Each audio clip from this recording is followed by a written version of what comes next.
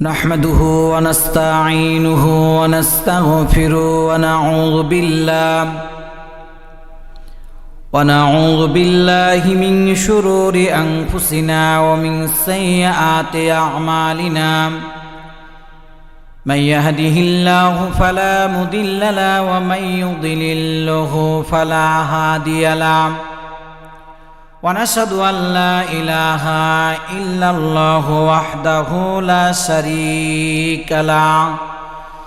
ونشهد أن سيدنا وحبيبنا ومولانا محمدا عبده ورسوله الذي أرسله بالحق بشيرا ونذيرا وداعيا إلى الله بإذنه وسراجا منيرا. فقد قال الله تعالى في كلامه المجيد والفرقانه الحميد. أعوذ بالله من الشيطان الرجيم. بسم الله الرحمن الرحيم. وقضى ربك ألا تعبدوا إلا إياه وبالوالدين إحسانا. إما يبلغن عندك الكبر أحدهما أو كلاهما فلا تقل لهما أف ولا تنهرهما وقل لهما قولا كريما واخفض لهما جناح الذل من الرحمة وقل رب ارحمهما كما ربياني صغيرا. সাদাকাল্লাহুল আযীম। সমস্ত প্রশংসা সেই মহান রব্বুল আলামিনের, যে মহান রব্বুল আলামিন আমাদেরকে একটি মহতি অনুষ্ঠানে কোরআনুল কারীম শোনার জন্য কিছু সময় আল্লাহ সুবহানাহু ওয়া তাআলা বাসার তৌফিক দিলেন। সেই মহান মনিবের দরবারে কালিমাতুশ শুকর আদায় করছি, পড়ছি আলহামদুলিল্লাহ। শতকোটি দুরুদ ও তাসলিমাত বর্ষিত হক বিশ্ব মানবতার মহান শিক্ষক সৈয়দুল মুরসালিন খাতামুন নবীন আশরাফুল আম্বিয়া আহমদে মুজতবা মুহাম্মদুর রাসূলুল্লাহ সাল্লাল্লাহু আলাইহি ওয়াসাল্লাম এর প্রতি। সম্মানিত হাজিরিন, আমি আপনাদের খেদমতে কালামে হাকিম থেকে তেলাওয়াত করেছি সূরা বনী ইসরাইল 15 নম্বর পারা কোরআনুল কারীমের সূরা বনী ইসরাইল থেকে 23 এবং 24 নম্বর আয়াতে কারিমা আপনাদের খেদমতে তেলাওয়াত করেছি। আল্লাহ সুবহানাহু ওয়া তাআলা যে তৌফিক দেয়, এই আয়াতের উপরে কিছু কথা আমরা শুনব। আজকের আলোচ্য বিষয় হলো পিতামাতার অধিকার। পিতামাতা অধিকার এই কথা বলতে গিয়ে আল্লাহ সুবহানাহু ওয়া তাআলা সূরা বনী ইসরাইলের 22 এবং 23 নম্বর আয়াতে কারিমা নাজিল করেছে। সুবহানাল্লাহ। সম্মানিত দ্বীনী ভাইয়েরা, আমরা কালামে হাকিম থেকে শুনবো এর উপরে পিতামাতার অধিকার। পিতামাতার ওসিলায় দুনিয়াতে আমরা এসেছি, সন্তানের আগমন হয়েছে। সন্তান জন্মাবার বহু আগ থেকেই পিতামাতা সন্তানের কল্যাণের জন্য নিজের সুখ শান্তি বিসর্জন দিয়ে সকল প্রকার দুঃখ কষ্ট আনন্দের সাথে বরণ করে নেয়। সেই পিতামাতার সন্তানের প্রতি পিতামাতার অধিকার সবচেয়ে বেশি। আল্লাহ হক তথা ইবাদত বন্দিগির পরেই আল্লাহ সুবহানাহু ওয়া তাআলার ইবাদত বন্দিগি করার পরেই আল্লাহ সুবহানাহু ওয়া তাআলা পিতামাতার হক আদায়ের গুরুত্ব মহান আল্লাহ পবিত্র কোরআনুল কারিমের ভিতরে উল্লেখ করেছেন। আল্লাহর সন্তুষ্টির পিতামাতার সন্তুষ্টির উপরে নির্ভরশীল। আল্লাহ খুশি হবেন, তাদের প্রতি অনুগ্রহ থাকা আল্লাহর নির্দেশ। পিতামাতা আল্লাহ এক বিরাট নিয়ামত, সুবহানাল্লাহ। ছোটকাল যারা পিতামাতা হারান তারাই বুঝতে পারেন যে পিতামাতা কত গুরুত্ব, এর কত মহত্ব। পৃথিবীর সব ধর্মেই নির্দেশ করে পিতামাতাকে মান্য করতে হবে। এই জন্য আল্লাহ সুবহানাহু ওয়া তাআলা কোরআনুল কারীমের ভিতরে বলেছেন পিতামাতার সদ আচরণ, পিতামাতার ব্যাপারে আল্লাহ রাব্বুল আলামিন বলেছেন, ওয়া আবুদুল্লাহ ওয়ালা তুশরিকু বিহি শাইআন ওয়া বিল ওয়ালিদাইনি ইহসানা। সম্মানিত দ্বীনি ভাইরা, মুসল্লিয়ানে কেরাম, আর তোমরা আল্লাহর ইবাদত করো, তার সঙ্গে কোনো বস্তুকে শরীক করো না। অর্থাৎ আল্লাহর ইবাদতের পরেই আল্লাহ সুবহানাহু ওয়া তাআলা বলছে ওয়াবিল ওয়ালিদাইনি ইহসানা, এবং পিতামাতার প্রতি উত্তম আচরণ করো। পিতামাতার প্রতি উত্তম আচরণ কেন করব? এই জন্যই করব। আল্লাহ সুবহানাহু ওয়া তাআলা কোরআনুল কারীমের ভিতরে সেই কথা খুব চমৎকার পরিষ্কার করে বলেছেন, স্পষ্ট আমাদের কল্যাণের জন্য। ওয়াসাইনাল ইনসানা বিওয়ালিদাইহি ইহসানা হামালাতুহু উম্মুহু কুরহা ওয়া ওয়াদাআতুহু কুরহা ওয়া হামলুহু ওয়া ফিসালুহু 30 শাহরা হাত্তা ইযা বালাগা আশুদ্দাহু ওয়া বালাগা 40 সানা। قال رب أوزعني أن أشكر نعمتك التي أنعمت علي وعلى والدي। কোরআনুল কারীমে সূরা আহকাব আল্লাহ সুবহানাহু ওয়া তাআলা কোরআনুল কারীমের ভিতরে খুব চমৎকার করে আল্লাহ সূরা আহকাবে আল্লাহ চমৎকার করে বলছেন, বান্দা, আমি মানুষকে নির্দেশ দিয়েছি তারা যেন পিতামাতার সাথে সদ্ব্যবহার করে, উত্তম ব্যবহার করে। কেননা তার পিতামাতা কষ্ট সহ্য করে তাকে গর্ভধারণ করেছে, সুবহানাল্লাহ, এবং কষ্ট স্বীকার করেই তাকে প্রসব করেছে। তাকে গর্ভধারণ করতে গিয়ে দুধ ছাড়াতে সময় লেগেছে 30 মাস। 30 মাস মার স্তনে দুধ পান করেছি। আপনি আমি শেষ পর্যন্ত যখন সে শক্তি অর্জন করেছিলাম আমরা, তখন 40 বছরে পৌঁছালো। তখন সে বলল, হে আমার রব, তুমি আমার তৌফিক দাও, আমি যখন তোমার সেই সব নিয়ামত শুকরিয়া আদায় করি যা তুমি আমাকেও আমার পিতামাতাকে দান করেছ। আল্লাহ রাব্বুল আলামিন মার স্তনে দুধ পান করেছি, মার গর্ভে ধারণ করেছিলাম। কত কষ্ট পিতামাতাকে আপনি আমি দিয়েছি। এই মা, আল্লাহ পাক বলছে, কষ্টের কারণে তোমরা পিতামাতার উদ্দেশ্য শব্দ, কষ্টদায়ক ব্যবহার, কষ্টদায়ক আচরণ তোমরা করো না। এই কথা আল্লাহ সুবহানাহু ওয়া তাআলা কোরআনুল কারীমের ভিতরে খুব চমৎকার করে বনি ইসরাইলে আল্লাহ পাক বলছেন নকদা রাব্বুকা আল্লা তা'বুদু ইল্লা ইয়াহু ওয়া বিল ওয়ালিদাইনি ইহসানা।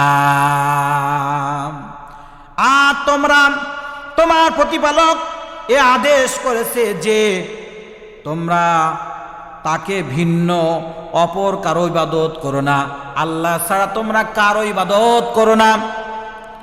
আর পিতামাতার প্রতি উত্তম ব্যবহার করো, উত্তম আচরণ করো। এই কথা আল্লাহ সুবহানাহু ওয়া তাআলা বলেছেন। যদি তাকে তাদের একজন কিংবা উভয়ের তোমাদের জীবনদশায় বার্ধক্য উপনীত হয়, তবে তাদের উদ্দেশ্যে কখনো পর্যন্ত বলো না, কষ্টদায়ক শব্দ বলো না, কষ্টদায়ক ভাষা বলো না, গালমন্দ করো না, তাদের সঙ্গে গালাগালি করে কথা বলো না, কষ্টদায়ক শব্দ বলো না, ধমক দিয়ে কথা বলো না, বরং তাদের সাথে মার্জিত ভাষায় কথা বলো। সুবহানাল্লাহ।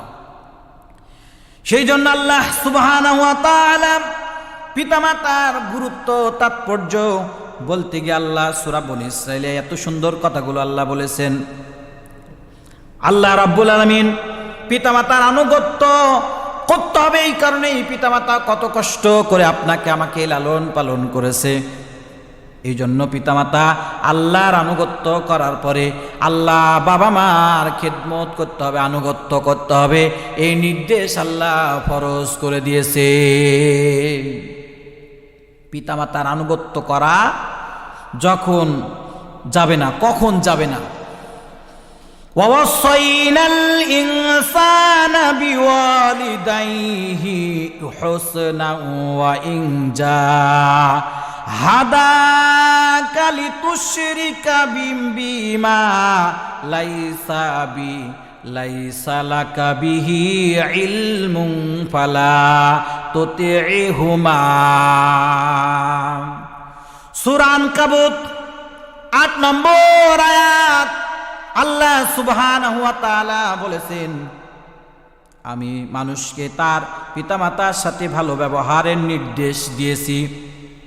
আর যদি তোমার পিতামাতা আল্লাহর সঙ্গে শিরিক করার জন্য পীড়াপিড়ি করে, কোনো বাবা মা যদি আল্লাহর সঙ্গে শিরিক করার জন্য পীড়াপিড়ি করে, সেই পর্যন্ত সেই সম্পর্কে তোমার কোনো জ্ঞান নেই, তাহলে তোমার তাদের সাথে শিরিক কাজে আনুগত্য করা যাবে না।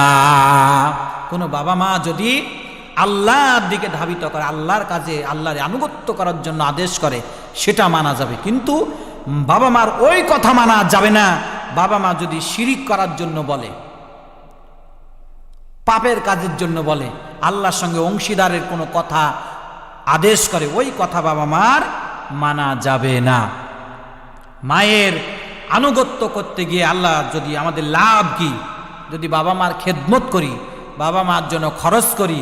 আল্লাহ রাব্বুল আলামিন কোরআনুল কারীমের ভিতরে খুব চমৎকার করে বলেছেন, বান্দা শুনো, কুল মা আনফাকতুম মিন খায়রিন ফালিল ওয়ালিদাইনি ওয়াল আকরাবিন। হে রাসূল বলে দিন, তোমরা যদি কিছু আর্থিকভাবে দান করো থাকো, তা তোমাদের পিতামাতা ও নিকট আত্মীয় স্বজনদের জন্য। আমি যদি বাবা মার জন্য খরচ করি, আল্লাহ সুবহানাহু ওয়া তাআলা সূরা বাকারার 215 নম্বর আয়াতে কারিমায় আল্লাহ বলছেন যে তোমরা যদি আর্থিকভাবে দান করো তোমার পিতামাতা ও আত্মীয় স্বজনের জন্য, আল্লাহ নির্দেশ দিচ্ছে। রাসূলুল্লাহ সাল্লাল্লাহু আলাইহি ওয়াসাল্লামের হাদিস, মায়ের পদতলে সন্তানের বেহেশ, মায়ের পদতলে সন্তানের বেহেশ। মুআবিয়া ইবনে জাহিমা থেকে বর্ণিত, রাসূলুল্লাহ সাল্লাল্লাহু আলাইহি ওয়াসাল্লাম এর কাছে আরজ করলেন একজন সাহাবী এসে, ইয়া রাসূলুল্লাহ, আমি যুদ্ধে যাওয়ার জন্য ইচ্ছা করেছি।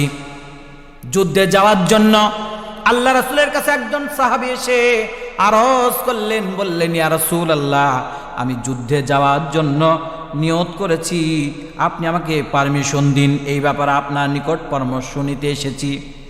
আল্লাহ রাসূল সাল্লাল্লাহু আলাইহি ওয়াসাল্লাম জিজ্ঞাসা করলেন, তোমার মা আছে?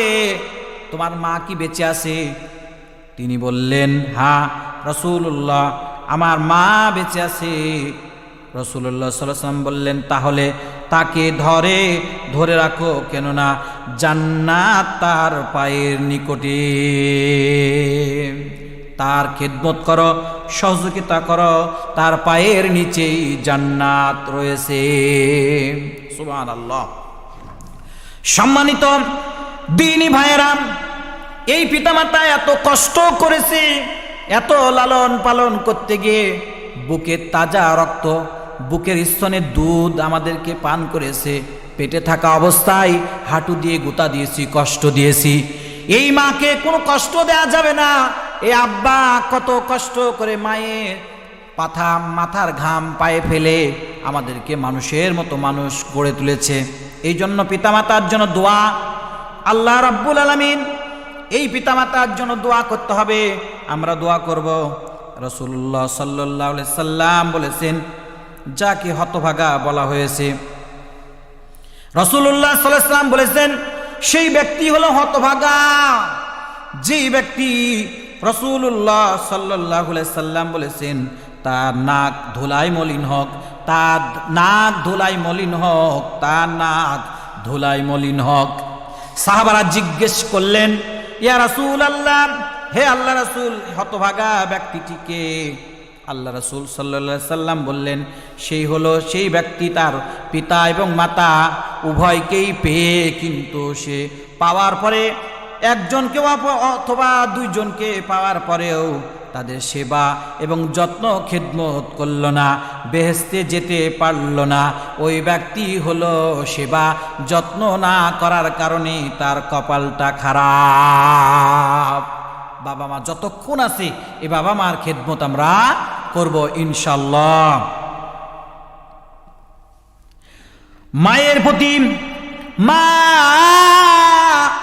মায়ের প্রতি সন্তানের হক বেশি।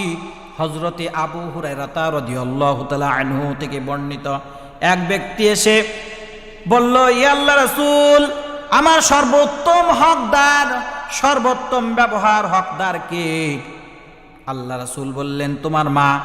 আবার প্রশ্ন করলেন ওই ব্যক্তি, সর্বপ্রথম হকদার উত্তম ব্যবহার করব কার সঙ্গে?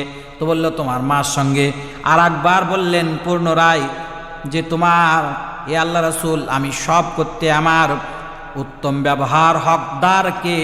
আল্লাহ রাসূল সাল্লাল্লাহু আলাইহি সাল্লাম বললেন, তোমার মা। এই কথা তোমার মা, তোমার মা, এই কথা বললেন 3 বার। আর বললেন চতুর্থবার যখন ওই ব্যক্তি আল্লাহ রাসূলকে জিজ্ঞাসা করলেন, ওই রাসূল বললেন চতুর্থবার তোমার বাবা। এবারে নবী করিম সাল্লাল্লাহু আলাইহি সাল্লাম বললেন, তোমার বাবা। তার মানে 3 বার মার কথা বললেন, বাবার কথা বললেন একবার।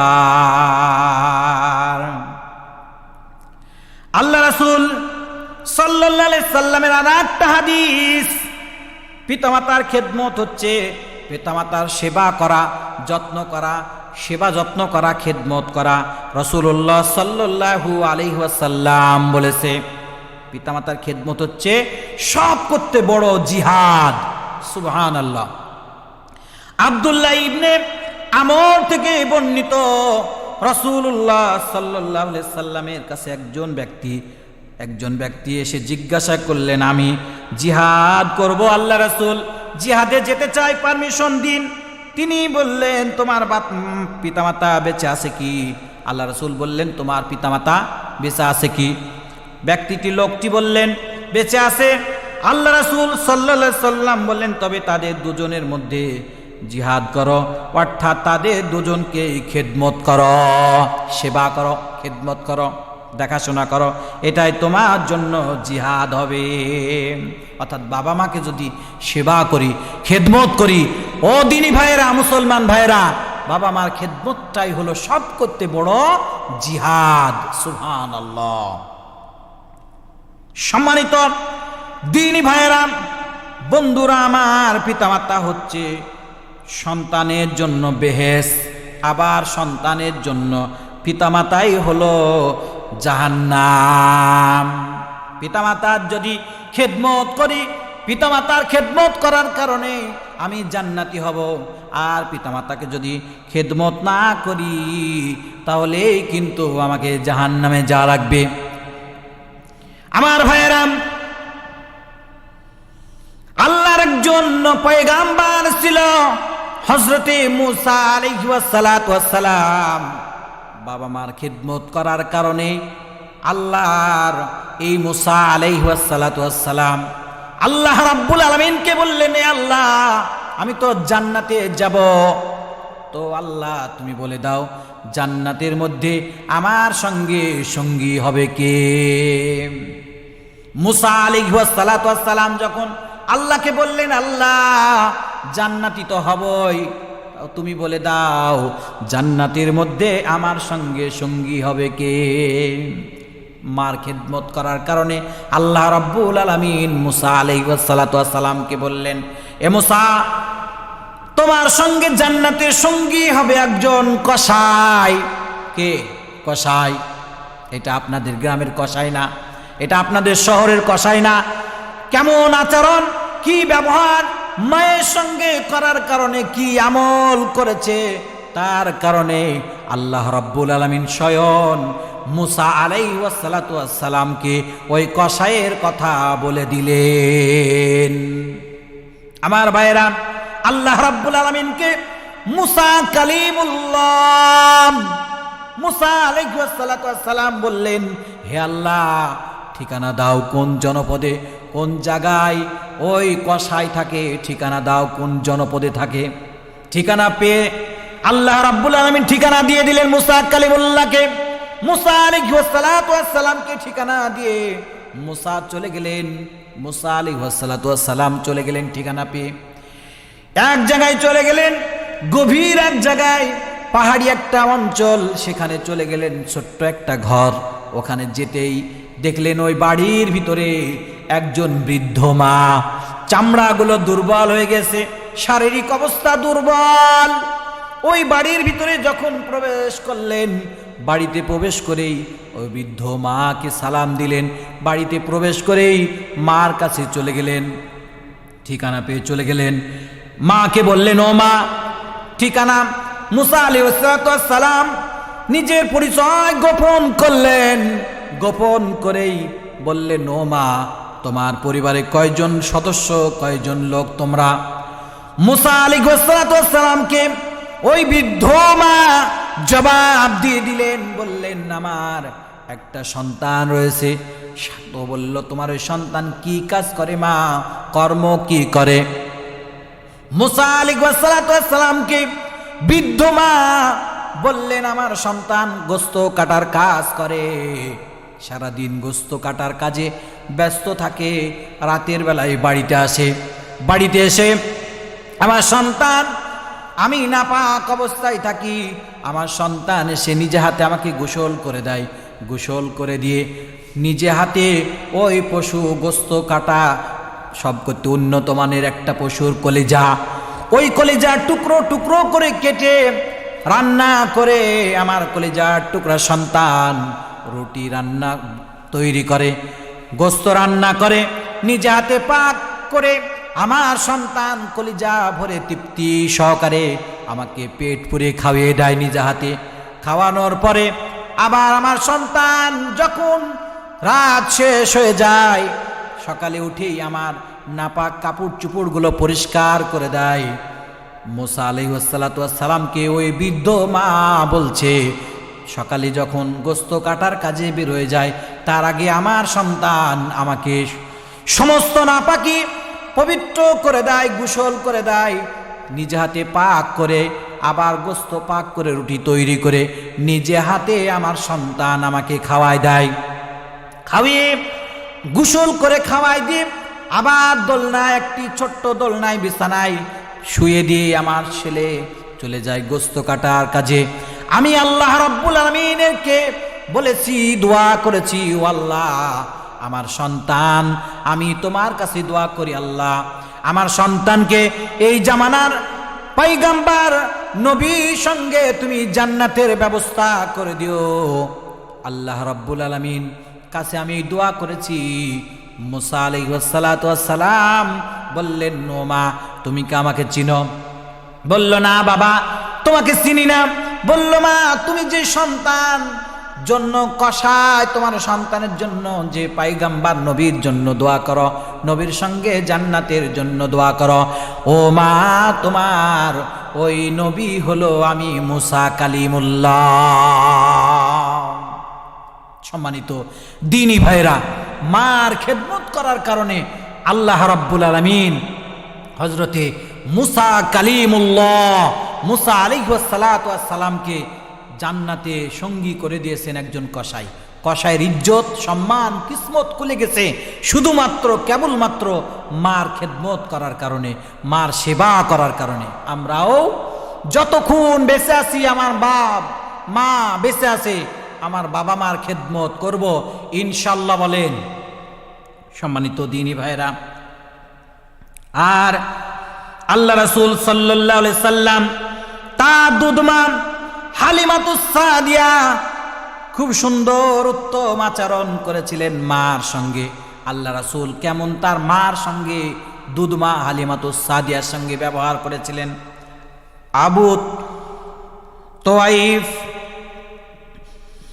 তোফায়েল রাদিয়াল্লাহু তাআলা আনহু থেকে বর্ণিত, আল্লাহ রাসূল সাল্লাল্লাহু আলাইহি ওয়াসাল্লাম জিয়ারানা নামক এক স্থানে গোস্ত বন্টনের কাজ করতেছিলেন আল্লাহ রাসূল। এমন সময় জৈনকা মহিলা এসে তার নিকটবর্তী হয়ে আল্লাহ রাসূল সাল্লাল্লাহু আলাইহি সাল্লাম নিজের চাদর বিছায়া দিলেন। তারপরে তিনি বসতে দিলেন। আল্লাহ রাসূল গোস্ত কাটার কাজে, গোস্ত বন্টনের কাজে ব্যস্ত। একজন বৃদ্ধ মহিলা এসে দাঁড়িয়ে আছে। আল্লাহ রাসূল নিজের চাদরখানা বিছায় দিলেন তার কাছে। আমি জিজ্ঞাসা করলাম, অর্থাৎ সাহাবারা জিজ্ঞাসা করলেন, ইয়া রাসূলুল্লাহ, ওই মহিলাটি কে?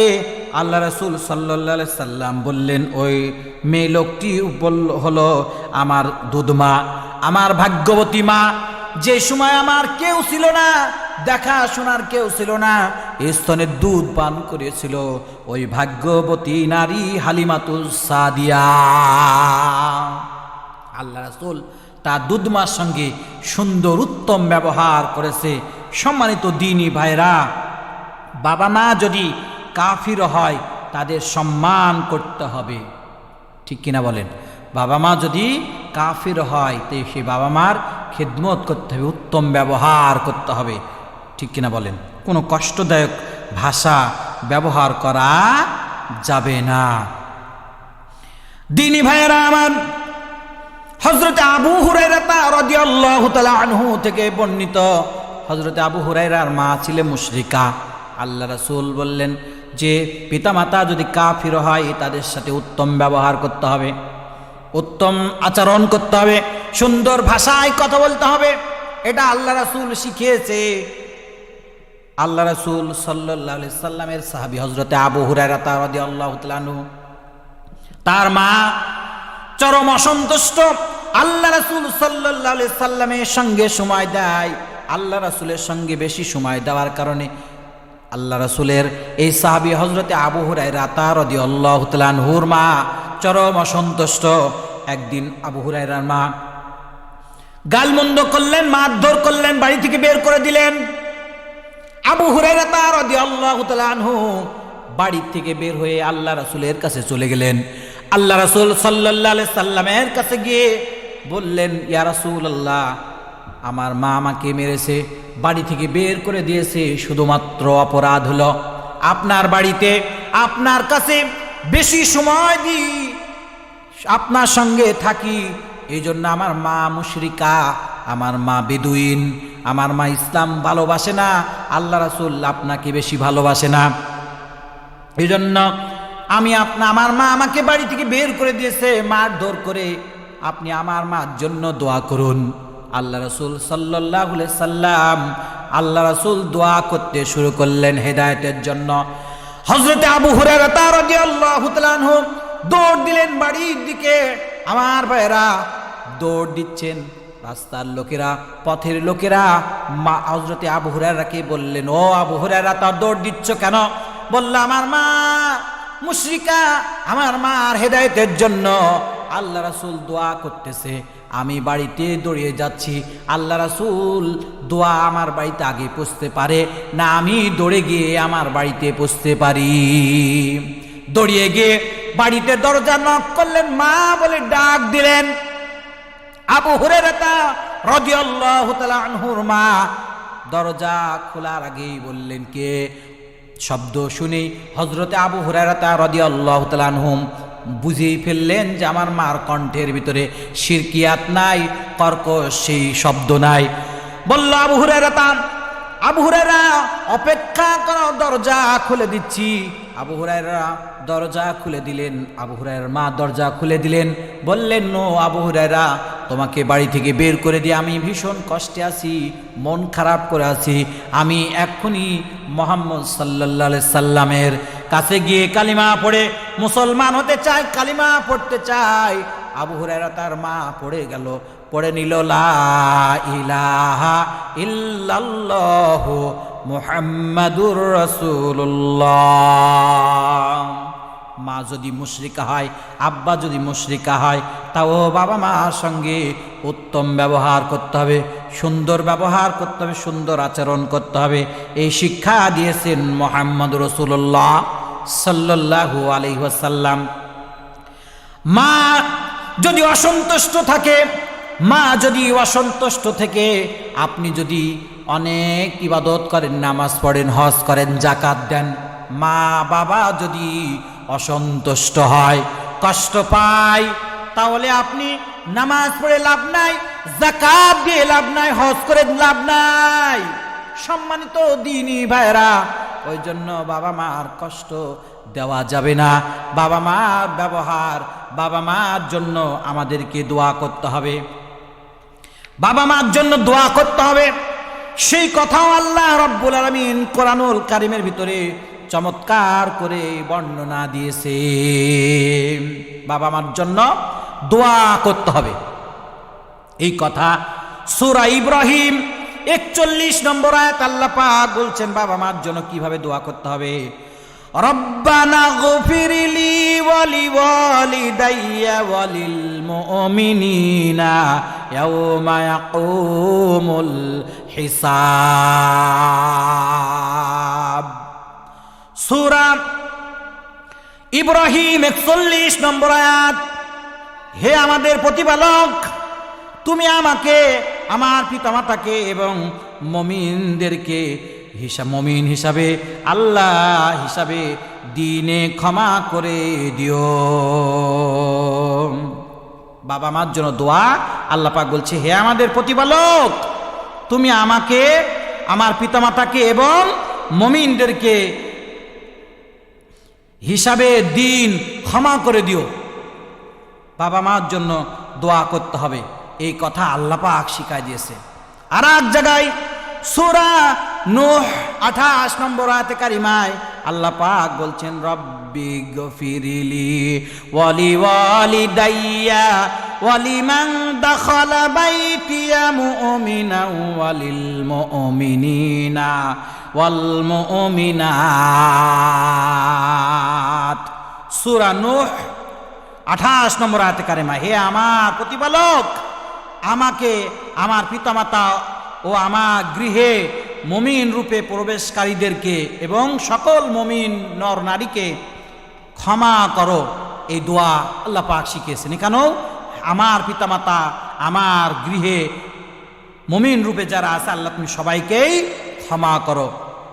সর্বশেষ বাবা মার জন্য দোয়ার কথা আল্লাহ খুব চমৎকার করে বলেছেন, রব্বির হামহুমা কামা রব্বায়ানি সগীরা। হে আল্লাহ, আমার পিতামাতার প্রতি সেই রকম অনুগ্রহ করো যে রকম অনুগ্রহ করে তারা আমার ছোটবেলায় লালন পালন করেছে।